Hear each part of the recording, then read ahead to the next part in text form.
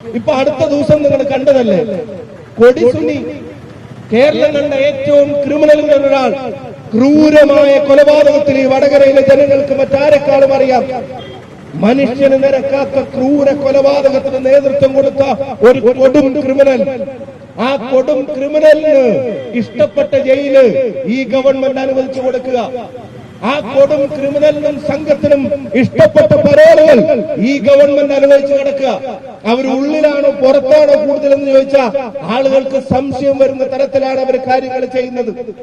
ആ കൊടിസുനിക്ക് പരോള് കൊടുക്കുന്നതും പോരാ, ഇനി കോടതിയിൽ ഹാജരാക്കാൻ കൊണ്ടുപോകുമ്പോ പിണറായി വിജയന്റെ പോലീസ് വണ്ടി നിർത്തിക്കൊടുക്കുക. എന്നിട്ട് കാറിന്റെ മേലെ പ്ലേറ്റിൽ ചിക്കനും കയ്യിൽ സ്മോളും.